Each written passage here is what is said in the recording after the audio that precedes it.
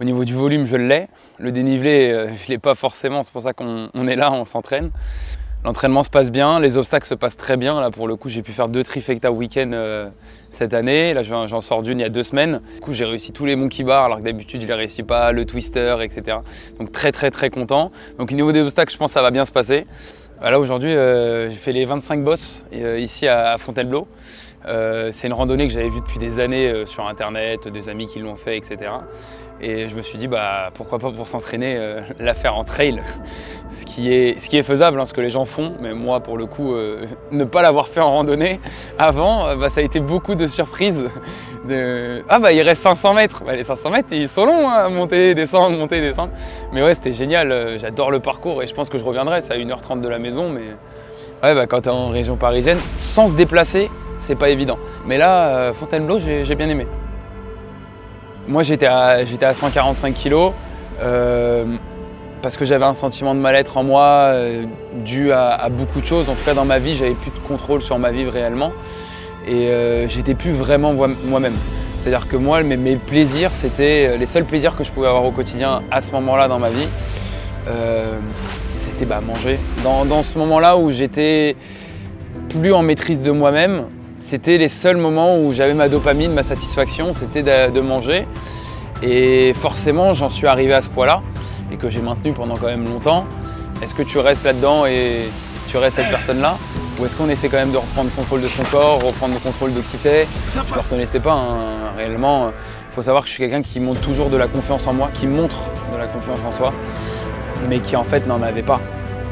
Et arrivé ce moment, ce déclic où je me dis ok, maintenant tu vas vraiment te le prouver et tu vas vraiment changer. C'est fini de te cacher derrière des apparences, parce que c'était vraiment des apparences de montrer que j'étais confiant en moi. Ça vient de plus loin dans mon enfance où j'étais un petit peu la personne qui était trop gentille.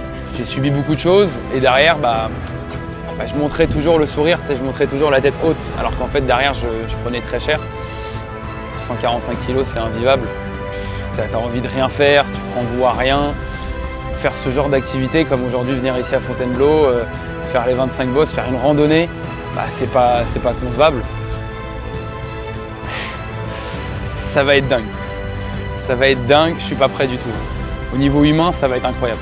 Je risque de pleurer encore plus que la première fois et de joie, bien sûr, de joie, de fierté. Donc on verra bien si je la finis. Moi, en tout cas, never give up, j'irai jusqu'au bout, même en rampant. Ça, c'est clair et net. Et même si je la finis, que vous êtes tous rentrés et que tout le monde est en train de dormir, moi, je vais la passer, cette ligne d'arrivée.